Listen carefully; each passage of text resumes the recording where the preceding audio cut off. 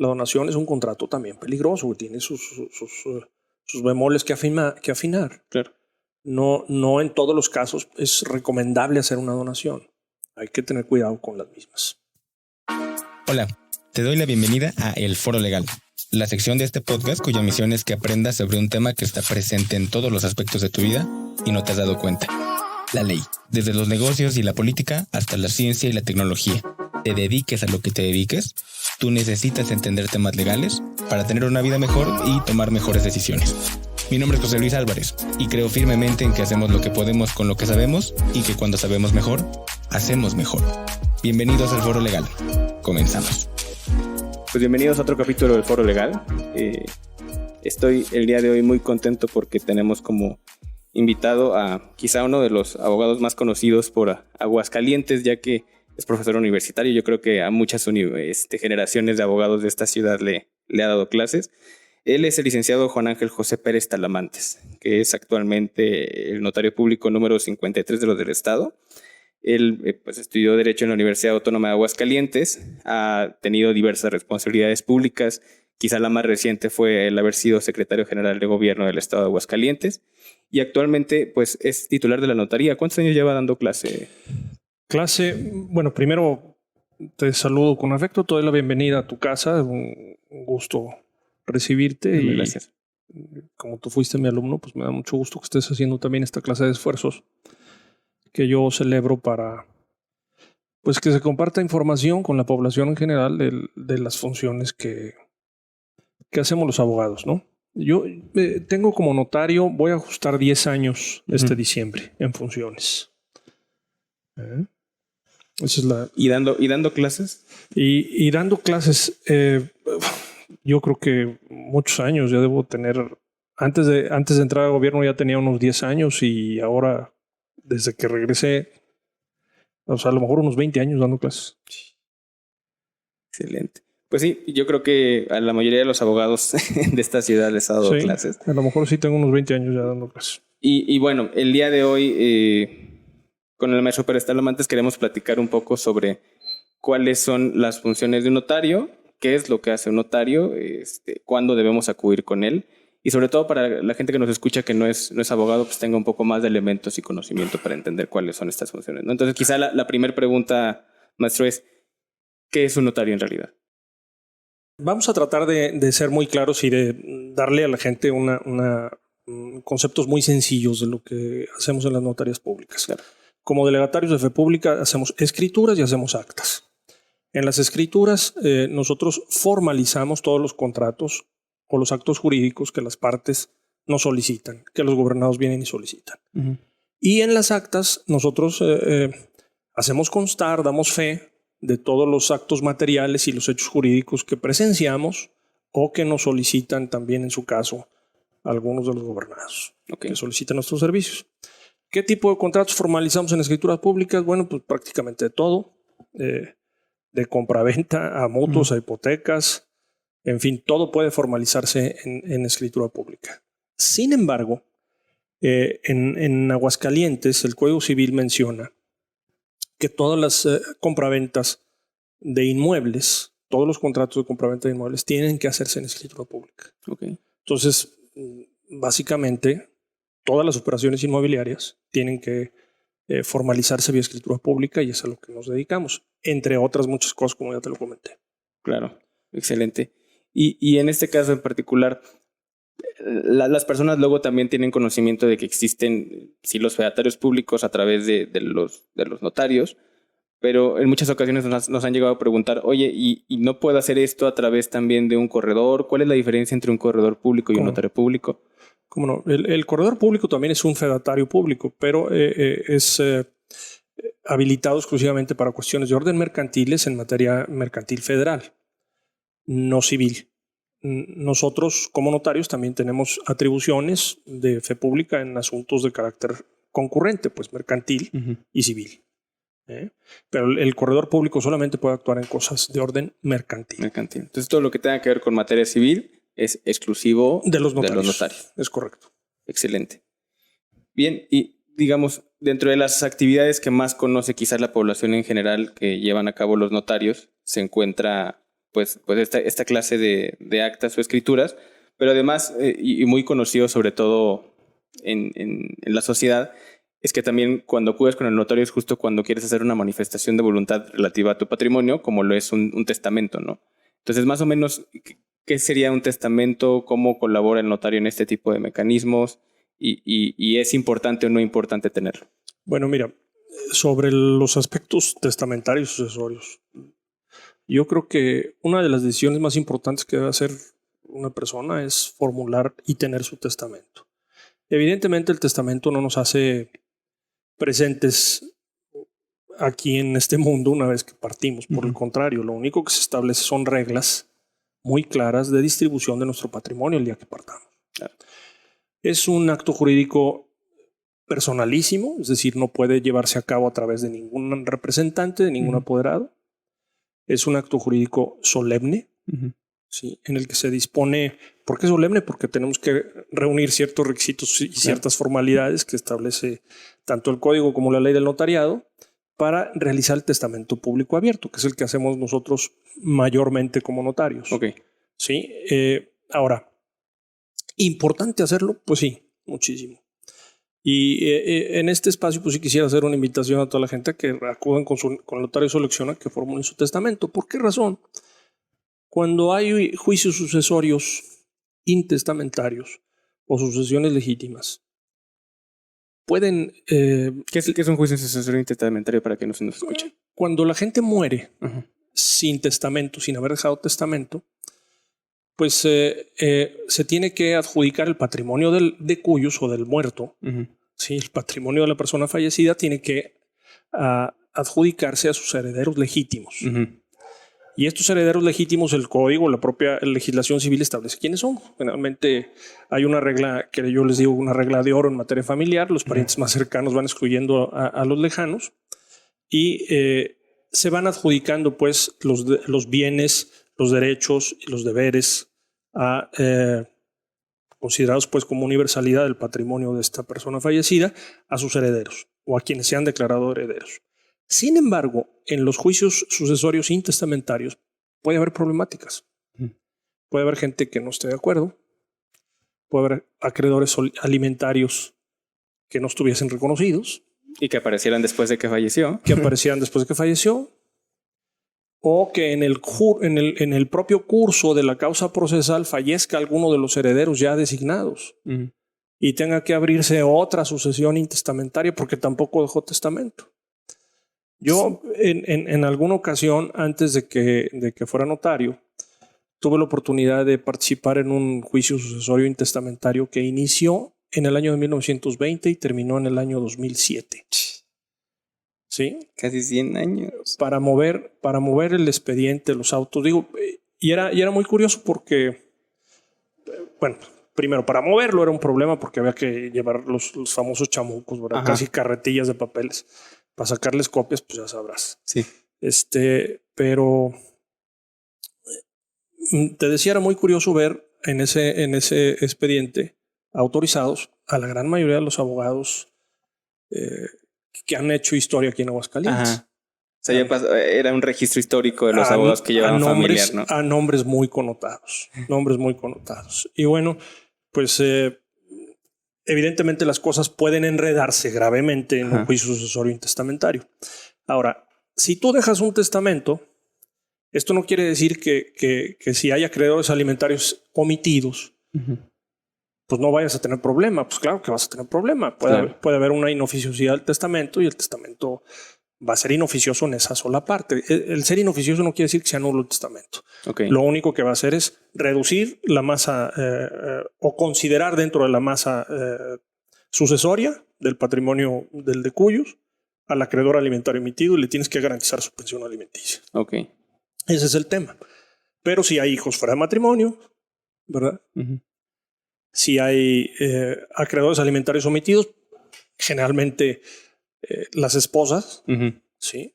O los esposos en un momento dado, si caen en el supuesto legal, que es poco probable, de ser acreedores alimentarios de su esposa, que es muy poco probable, tú lo conoces. Pero luego viene mucha gente y dice, no, yo no quiero que mi esposa sea heredera. Porque lo desconozco, pero siempre hay que pararlos en seco. Claro. Y decirles, a ver, señor, su esposa es acreedor alimentario suyo. Y si hay un acreedor alimentario emitido, el testamento puede ser inoficioso y tienen que considerarlo. Y lo mismo, siempre hay que preguntarles si hay hijos fuera de matrimonio. Sí, claro. ¿Por qué razón? Pues porque tienen derechos como cualquiera. ¿Sí? Todos los hijos tienen igualdad de consideraciones jurídicas e igualdad también de consecuencias jurídicas en relación con el de cuyos. Entonces tienen que ser considerados. A algunas personas les incomoda que les haga esas preguntas, pero bueno, pues se tiene que hacer. Ahora, otra faceta que tiene el notario dentro de la situación sucesoria es realizar el trámite sucesorio testamentario ante notario, que esto sí es una ventaja muy importante. ¿Por qué razón? Porque tanto la ley del notariado y el Código de Procedimientos Civiles permiten que si hay testamento público abierto, ¿sí?, y todos los herederos son mayores de edad y están de acuerdo, es decir, que no tengan incapacidad alguna, que ejerzan su voluntad, pues, no a través de representantes, sino de manera personalísima, se tramite la sucesión ante notario público. Y esto, como te decía, sí es una ventaja porque aproximadamente en 3-4 meses la gente ya cuenta con su escritura pública de adjudicación. Y en el caso de un juicio sucesorio testamentario, puede llevarse a lo mejor 1 año, 1 año y medio o un poco más. O sea, incluso abriendo testamento puede ser a través de un juicio y eso se vuelve más largo. Ese es el punto. Versus la idea en la que todos están de acuerdo, el testamento es público, abierto público, sí, y entonces el propio notario puede hacer toda la tramitología. Ese es el punto. El punto es que podemos hacerlo muchísimo más rápido en comparación con la situación procesal que tienen las autoridades jurisdiccionales. No quiere decir que sean lentas, lo que quiere decir es que están sobresaturados. El Servicio de Administración de Justicia no se da abasto al Estado mexicano. Claro. Y entonces eso es un beneficio muy importante a la hora de la gente definir su testamento y romper quizá con ese tabú de no, pero ¿por qué quieres que piense en ese momento de la vida en la que termina? Y no quisiera yo pensar en eso. Pero a ver, aquí está muy claro cómo hay asuntos que casi 100 años se llevan por no tener clara la sucesión de bienes, cómo va a quedar, ¿no? Si incluso teniéndola bien definida a través de un testamento puede suceder cualquier cosa que lo alargue, imaginar ahora sin ningún soporte documental, sin este instrumento, ¿no? Tiene muchísimos beneficios. Independientemente, mira, como tú decías, la gente tiene la idea o el prejuicio o el tabú de decir no hago testamento porque me voy a morir. Y la verdad de las cosas es que en lo que hay que pensar es en que te vas a morir. Sí, es una realidad. Inevitablemente. Entonces, más vale dejar las cosas. Y no es si te vas a morir o no te vas a morir, sino cómo dejaste las cosas en orden. Y te decía hace un rato al iniciar el tema, no te va a hacer presente aquí, ni te va a decir qué hagan o cómo, ¿verdad? No va a extender tu vida en la tierra. Claro. Lo que va a hacer es poner reglas claras de cómo se distribuye el patrimonio. Estas reglas claras de cómo se distribuye el patrimonio también tengo algunas ideas que sí quisiera compartir. Sí, claro. Adelante. Porque luego hay gente que está muy hecha la idea de querer hacer testamentos con extremo detalle. Y los testamentos con extremo detalle, a mi juicio, pueden ser hasta cierto punto peligrosos. ¿En qué sentido? Yo se los digo a mis clientes y lo hago con toda apertura. Miren, una maquinaria que tiene muchas piezas tiene más posibilidades de fallar. Claro. Y una maquinaria que tiene poquitas piezas reducen las posibilidades de fallar. Un testamento seguro es el más claro. ¿Cuál es el más claro? ¿Sí? El más sencillo. Claro. El más sencillo. Y entonces hay que poner las cosas con claridad, escribirlas con mucho cuidado, con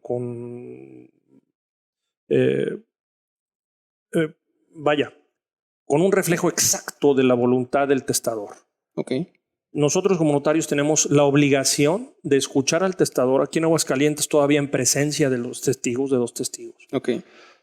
Y una vez que se escucha al testador, se hace el testamento sin interrupción de ninguna clase. No puede haber ninguna interrupción. Por eso te decía que tiene un procedimiento que es solemne. Claro. Y este reflejo de la voluntad del testador en el documento, esta es responsabilidad exclusiva del notario. Y se tiene que escribir bien. Claro. Y traducir las ideas a blanco y negro, pues, de manera correcta. Okay. Cuando las gentes quieren dejar legados, y abro otro. Sí, ¿qué es un legado? Sí, un legado es una designación específica para una persona respecto de un bien. Uh-huh. Le dejo a fulanito de tal bien en su exclusiva propiedad. Esto es un legado. Uh-huh. Y ¿en qué se distingue de la situación de la figura del heredero universal? Pues uh-huh. que el heredero universal hereda la totalidad de los bienes y derechos. ¿Sí? Ok. Entonces es heredero universal versus legatario. Tiene que ver si solamente es una porción de la masa hereditaria. O la generalidad. Ok. O la generalidad. Esa es la distinción fundamental. Ahora bien, cuando se establecen muchos legados, también se tiene que ser muy claro con los mismos. ¿Sí? Y hay que tener todos los antecedentes precisos de los bienes de la propiedad que se están disponiendo para la muerte del testador y ser muy específico con la identificación de los bienes. Suele pasar que identifican los bienes de manera genérica, como los conocen, el rancho El Saucillo uh-huh. o el rancho El Salitre, uh-huh. Y resulta que 20 años después que fallece el de Cuyos ya es un fraccionamiento, ¿verdad? O ya se subdividió o del rancho El Saucillo quedan 1000 metros solamente. Uh-huh. ¿Sí? Entonces hay que tener cuidado con esas cosas. Claro. Por eso otro prejuicio, perdona que interrumpa el tema, otro prejuicio que tiene la gente es decir, ¿sabes qué? Es que no tengo nada o tengo solamente una casa. Uh-huh. Momento, tú lo sabes como abogado, no hay patrimonios. El patrimonio es patrimonio, no importa el tamaño. Es correcto. No es una cosa exclusiva para gente que tenga 20 casas. Es correcto. Al contrario. Uh-huh. Al contrario. El testamento tiene que hacerlo todo mundo. ¿Por qué? Porque le ayuda también al Estado mexicano, en la administración de justicia. Claro. Le facilita las cosas, facilita la circulación de la riqueza también. Claro. Y no necesariamente riqueza, la circulación de los bienes y derechos patrimoniales de las personas. Y evita que el Estado mexicano tenga que meterse en controversias de orden judicial y que invierta el dinero público en generar más infraestructura de carácter jurisdiccional. Entonces, sí es importante hacer hincapié en que se invite a la población, que se invite a los ciudadanos que formen su testamento. Independientemente de que no quieran pensar en morirse, se van a morir. Claro. Nos vamos a morir uh-huh. y tenemos que dejar las cosas. No se van a arreglar, pero tenemos que poner reglas específicas de cómo se distribuya nuestro patrimonio, derechos y deberes, los que tengo en la actualidad y los que en el futuro adquiera inclusive. Okay. Por eso te decía, la gente dice, es que tengo poquito, pues sí, pero después resulta que adquieren más cosas. Uh-huh, uh-huh. ¿Sí? Bueno, ¿y a quién se los voy a dejar? Nombre de herederos universales a quien usted quiera. ¿Sí? A que hereden sus hijos, su esposa en partes iguales, en fin, como quiera la persona, como quiera el testador, pero tiene que hacerse. Hay mucha gente que luego empieza a dudar sobre si también se heredan las deudas. ¿Qué podemos decir al respecto? Sí, claro que se heredan. Es decir, el de Cuyos, todos los deberes uh-huh. jurídicos que tiene el de Cuyos pasan a la sucesión. Evidentemente, salvo los personalísimos. Claro. Obvio, las cuestiones de carácter familiar. Las situaciones alimentarias pasan, por supuesto, también e inclusive generan la inoficiosidad del testamento. Pero ¿a qué voy? Nosotros como abogados conocemos una cosa que se llama beneficio de inventario. Okay. ¿Qué es el beneficio de inventario? Que las deudas de Cuyos, las deudas de la persona fallecida, serán pagadas con su patrimonio hasta donde el patrimonio alcance. Okay. Los herederos no tienen por qué meterle un peso de su bolsa. Ah, ok, excelente. ¿Sí? Entonces, sí se tiene este beneficio de inventario y tienen que... se heredan evidentemente las deudas. Claro. Los pasivos. Es decir, el patrimonio está conformado por bienes y por derechos. Uh-huh. Pero también por obligaciones. Y también por deberes, ¿verdad? Deberes jurídicos. Excelente. ¿Te tocaba, maestro, a alguien que en una sucesión lo haga a través de una figura de fideicomiso? ¿Puede ser, es común o no es común? Porque luego se volvió famosa esta idea de hago un fideicomiso para que de pronto mis hijos, cuando yo no esté, tengan un cierto beneficio. ¿Lo ha tocado ver de cerca? ¿O? Sí los conozco. No puedo decir que no los he visto. No los recomiendo. Ok. No los recomiendo. ¿Por qué? Porque, mira, se puso de moda la figura de fiduciaria o la figura del fideicomiso para fines sucesorios y testamentarios. También para estoy tratando de ser muy claro con lo que voy a decir, claro. Cuidando mis palabras, porque también las fiduciarias tienen un interés económico en el negocio. Y claro. Es decir, si tú constituyes un fideicomiso, la fiduciaria te cobra honorarios cada año, compadre. ¿Sí? Si tú haces un testamento, nadie te cobra cada año. Claro. No, hombre, el testamento cuesta $1,500 cada vez que lo quieras hacer. ¿Sí? Frente a la comisión que te puede cobrar la institución de crédito por administrarte unos bienes X número de años. Y por hacer el fideicomiso. Claro. Y por hacer el fideicomiso. Yo creo que es una armazón, un andamiaje demasiado elaborado y demasiado costoso. Creo que el fideicomiso es una figura muy noble, recomendable para otro tipo de negocios. Pero aún en patrimonios que tengan demasiados bienes y derechos, es decir, que esté de gente muy poderosa, económicamente muy poderosa, muy rica, creo que los fideicomisos, a quien le solucionan el problema es a quien cobra los honorarios por hacerlos y por administrar. Claro. Claro. Y platicábamos hace rato de que también los notarios intervienen en actos jurídicos como lo llegan a hacer contratos. Y entonces hay luego dudas de las personas de qué tipo de contratos sí debería yo estar llevando ante un fedatario público y cuáles podría bien no hacerlo, ¿no? Digo, hay especificaciones ahora en materia incluso administrativa o fiscal del tema de la fecha cierta que solamente un tema muy delicado sirve para acreditarse, pero de manera general, ¿cuáles son estas relaciones contractuales que sí considera viable que estén aquí? Digo, en ese momento platicamos de las que tienen que ver con inmuebles, ¿no? Yo creo que todo, ¿no? Pero mira, tocaste un tema que a mí me parece muy importante, que es la fecha cierta. Todos los contratos existen por derecho mexicano, por mero efecto de la voluntad de las partes. Es decir, pueden tener una manifestación formal escrita, es decir, hay contratos de formalidades libres, contratos de formalidades restringidas. Pero independientemente de que aunque sea de formalidad restringida, no esté manifestado en la formalidad que previene la legislación, el contrato existe. ¿Sí? Si está en un documento privado, bueno, pues es un documento privado que las autoridades jurisdiccionales consideran de fecha incierta. Claro. ¿Por qué razón? Porque si tú exhibes un documento en un juicio de amparo, un contrato privado de compra-venta, voy a poner el ejemplo. Sí, muy gráfico, ¿no? A lo mejor. Que ahí dice que es de una fecha determinada, ¿no? Sí, tú le compraste una casa a mi tocayo Juan Pérez, ¿sí? Y mi tocayo Juan Pérez debía dinero. No hiciste la escritura. ¿Sí? Le embargaron a mi tocayo. Y les van a rematar la propiedad.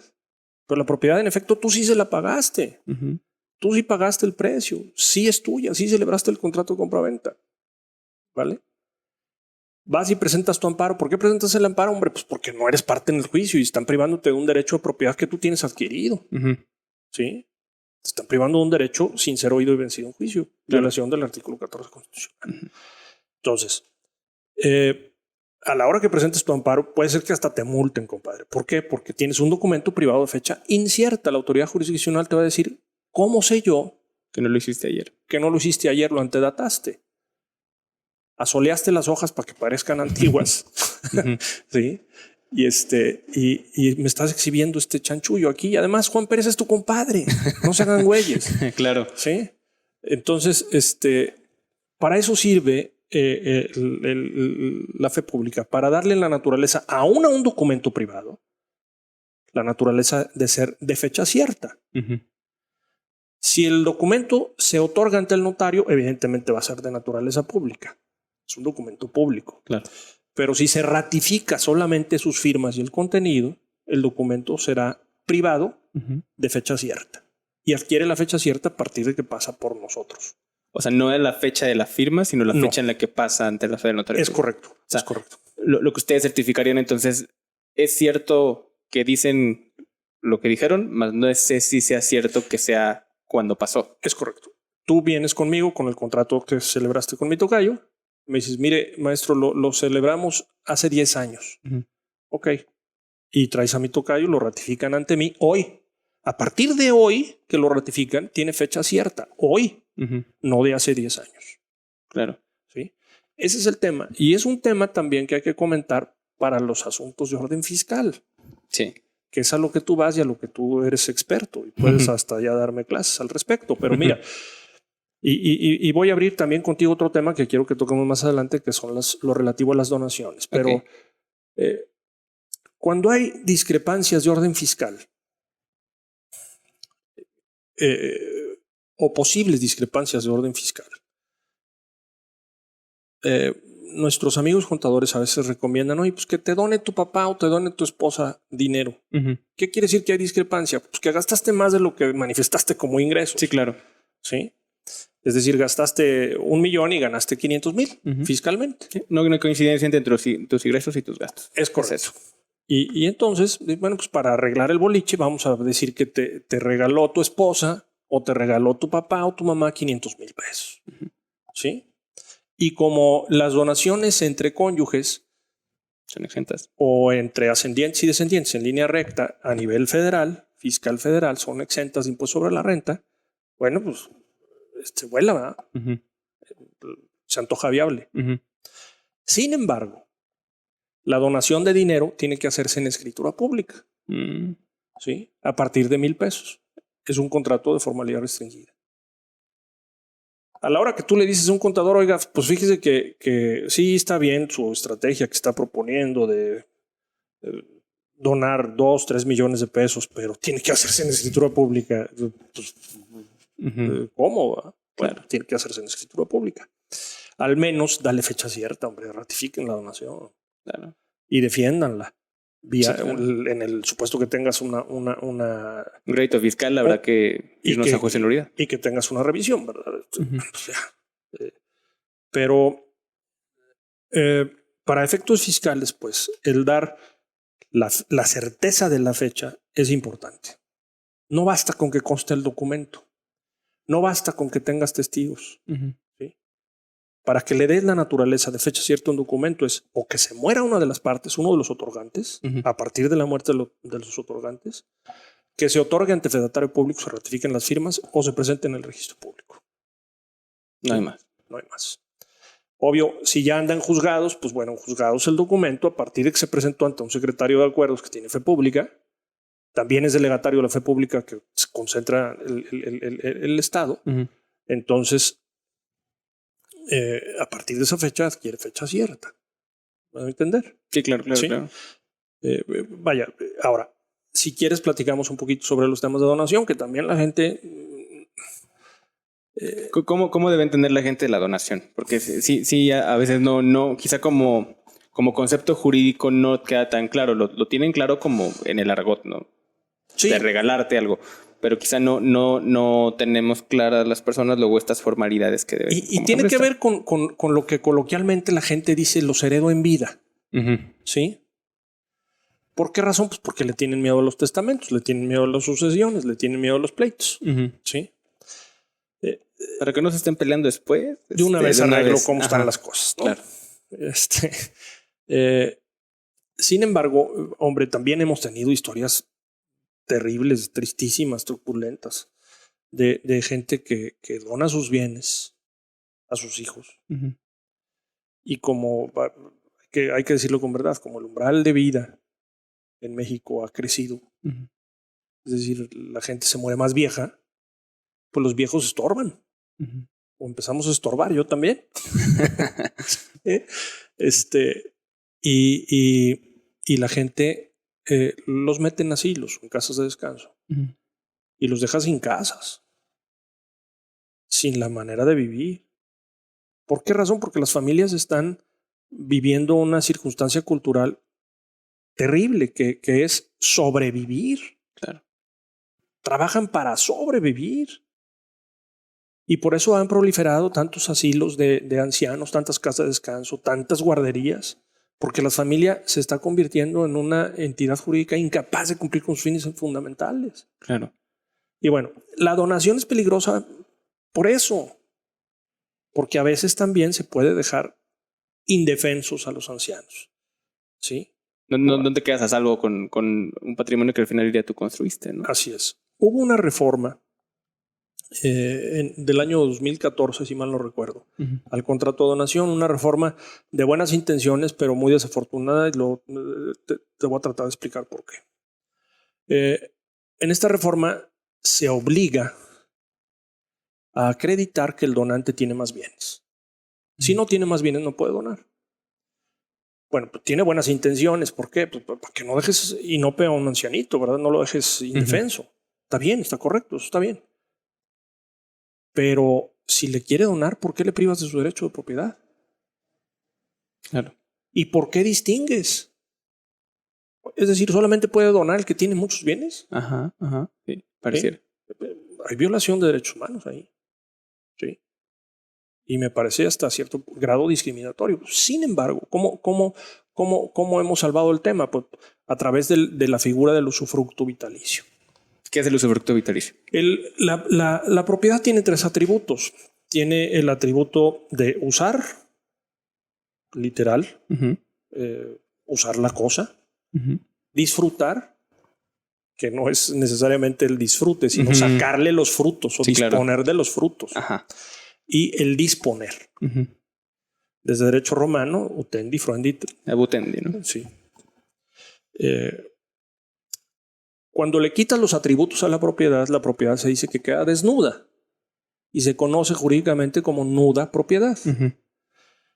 Y reservamos o constituimos el usufructo para que otra persona pueda usar y disfrutar la cosa.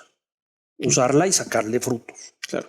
Entonces, si yo quiero de una buena vez asignar algún bien inmueble a alguno de mis hijos, pues se lo puedo donar y reservarme el usufructo vitalicio y gratuito. ¿Qué significa esto? Que mientras yo viva, ¿sí? Voy a usar y voy a aprovechar los frutos que ese bien inmueble produzca. Y el día que muera vas a consolidar la propiedad plenamente porque se extingue el usufructo vitalicio que yo me había reservado. Y es una figura jurídica también viable. ¿Y para consolidar la propiedad requerirían volver con el notario o simplemente al momento de fallecer la persona que dona? Pueden hacerlo vía una comparecencia ante notario público, en el sentido de que exhiban el acta de defunción, manifiesten que ya falleció y que por tal motivo se extinga el usufructo, se termine la extinción del usufructo vía escritura pública. O simplemente acreditar la muerte vía acta de defunción. Y con eso ya consolidan el 100% de su propiedad, con todos sus atributos. Entonces quizá aquí una recomendación sería, a ver, si voy a generar esta cosa conocida por la gente como voy a heredar en vida, que al final es una donación, pues resérvate para ti el usufructo vitalicio para efecto de que no quedes desamparado en un momento determinado, no por mucho que sean tus hijos, que quién sabe. Claro, que te pueden meter en un problema también. Ahora, el usufructo en Aguascalientes es inembargable. Entonces también tiene otras ventajas.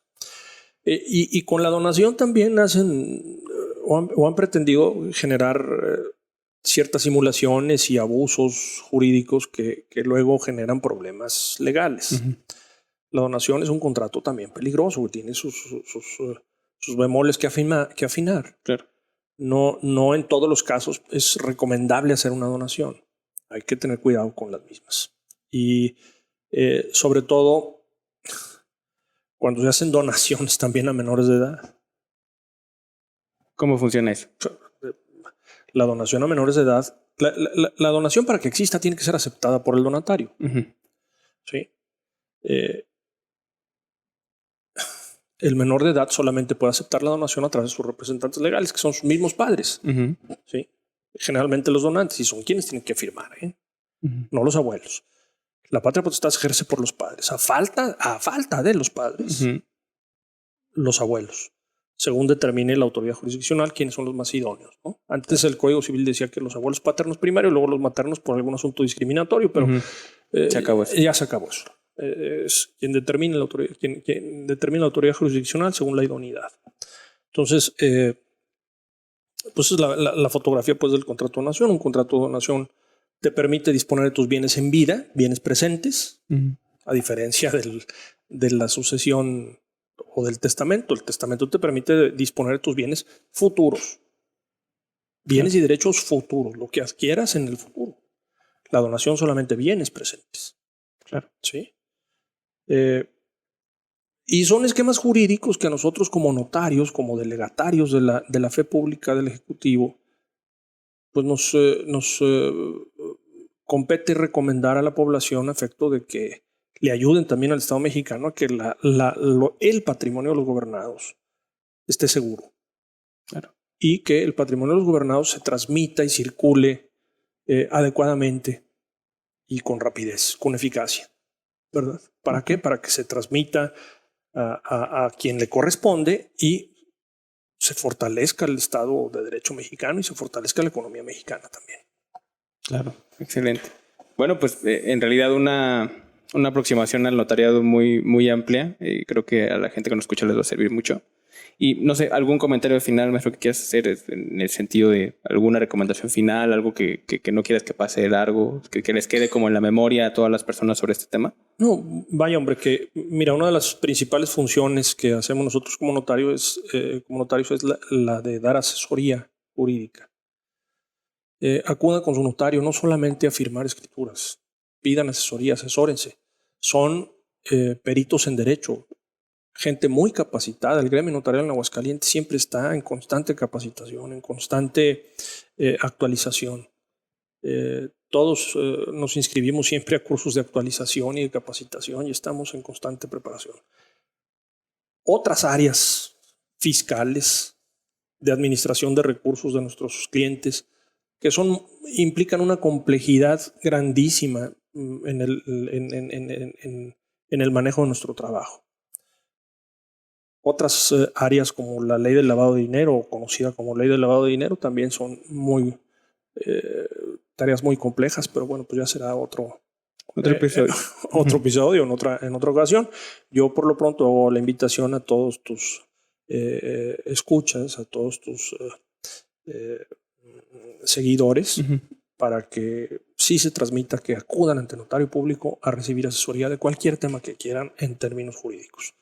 La formalización de los actos jurídicos puede hacerse en escritura pública, sí puede hacerse en escritura pública. Siempre es recomendable que sea en escritura pública cualquier acto jurídico. Pues muy bien. Muchísimas gracias, maestro. Por último, ¿dónde se encuentra ubicado usted? ¿Qué notario es el 53? Soy notario 53. ¿Dónde lo puede encontrar la gente? Es General Álvaro Obregón, número 435, zona centro, aquí en Aguascalientes. Pues muchísimas gracias por el tiempo. Al contrario, muchas gracias a ti y un gusto recibirte. Aquí es tu casa siempre. Gracias. Hasta aquí el episodio de hoy. Si te gustó lo que escuchaste, compártelo. Recuerda que el conocimiento solo es útil si se comparte. Síguenos en tu plataforma de podcast favorito y en todas las redes sociales donde estamos como @elforopodcast.